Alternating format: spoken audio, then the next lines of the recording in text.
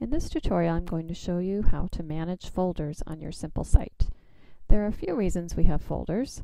One is it helps us organize our content on our site, and it also makes it easier for visitors to our site to find things they're looking for. First thing I'm going to do today is create a folder called Minutes. This club called the Simple Club has meetings once a month, and we have minutes that we want to store on our site. So I'm going to start here at Add Item,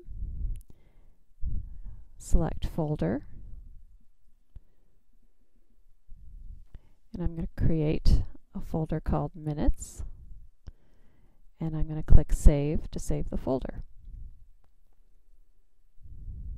Now I'm going to go back to Home because I want to create another folder. This folder is going to be called Media. And this folder is going to contain all of the photos and documents that I need to keep on my site and want to keep organized, and I call them Media. So I type Media and I click Save. And as you can see, these two folders are going to appear on the left side in the navigation bar, and they're also going to appear on the top of my site.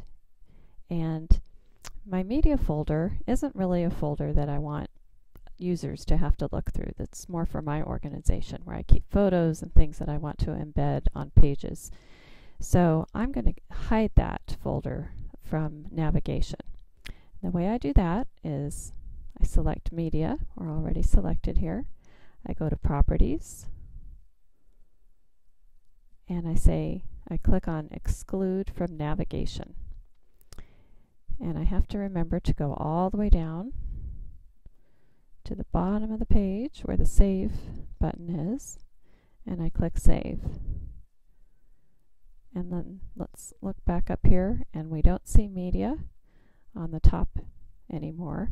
And we see it here, but if we were not logged into our browser, right now we're logged in because we see the green bar here. If we went to another browser where we're not logged in, we don't see the media folder on the navigation bar or at the top. So we know we've successfully hidden that. So I'm going to go back to my page, and I want to add some content to my Minutes folder. So I'm going to click on Minutes, and I have 2 years of minutes I want to add, so I'm going to add 2 subfolders, and then I'm going to put content in one of the subfolders. But I want them both to be under the Minutes folder. So I'm going to select Folder, and I'm going to name that folder for the year of the minutes it will contain. So that's going to be 2012, and I'm going to click Save. Now I want to create another folder, but I'm going to go back up to Minutes because I want it to be a subfolder of Minutes. And I'm going to go to Add Item, select Folder, and I'm going to call this one 2011. I'm going to put 2011 minutes in that folder. All right, so now I have 2 subfolders under my Minutes folder. I'm going to add content to my 2012 folder. And the way I do that is I select on the folder, and I go to Add Item, and I add a file. And this is going to open up a box.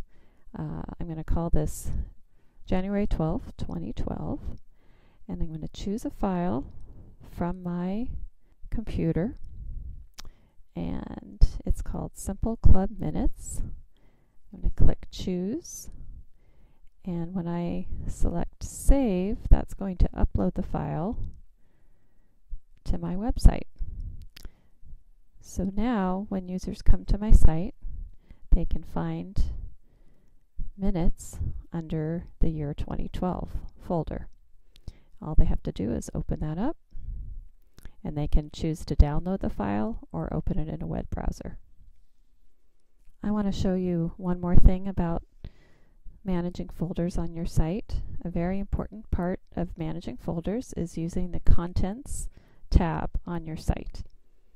This shows you in an organized way all of the folders that appear on your site. You can click on them and see all of the files and subfolders.